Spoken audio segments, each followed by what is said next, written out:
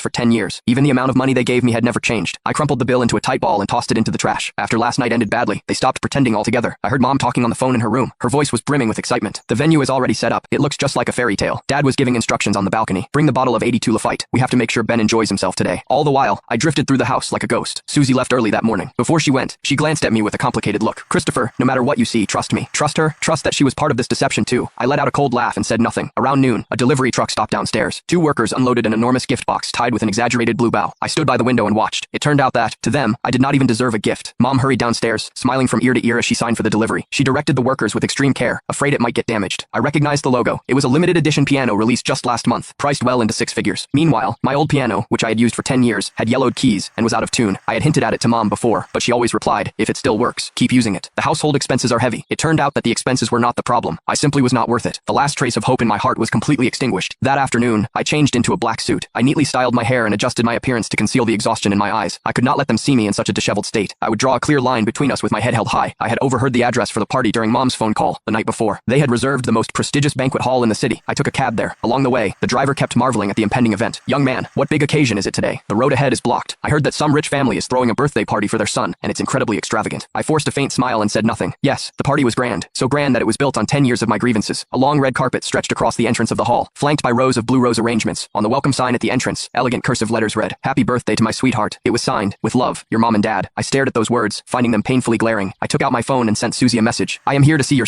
called surprise. Then I took a deep breath and stepped inside in my leather shoes. Inside the banquet hall, glasses clinked, and laughter filled the air. My parents stood in the middle of the crowd, smiling warmly as they entertained the guests. Beside them stood a boy dressed in a blue formal suit. That was Benjamin. He looked like a proud peacock, basking in everyone's attention. And well, wishes. Mom personally placed an exquisite diamond crown on his head and said gently, "Ben, today you are our most precious little prince." Dad handed him a velvet box containing a dazzling diamond necklace. "Do you like it? I had it custom, made just for you." Benjamin smiled sweetly. "Thank you. Mr. Blake and Mrs. Blake, you are so good to me." The guests around them gasped in admiration. "Oliver, I cannot believe how well you are treating your godson. You are doting on him more than your own son." "Exactly. With generosity like this, we can note and compare. Oliver has only a godson, and you are already treating him like this. If it were your own son's birthday, you'd probably pluck the stars from the sky." My parents laughed heartily. They waved their hands repeatedly and said, "It's the least we could do." No one noticed me standing in the corner. I held up my phone and recorded the scene clearly. Then, I straightened my suit, picked up a glass of champagne, and slowly walked toward them. The surrounding noise seemed to fade away. All I could see was that harmonious family of 3. Mom raised her glass and announced to the guests, "Thank you all for coming to celebrate our sweetheart's birthday today." "Your sweetheart?" I asked. I repeated Mom's words in an icy tone. The smiles on my parents' faces vanished instantly. Mom reacted faster. She stepped forward and reached for my hand, but I turned aside and avoided her. "Chris, why are you here?" she asked. Her voice trembled. "Come here, let me introduce you. This is..." I cut her off, fixing my gaze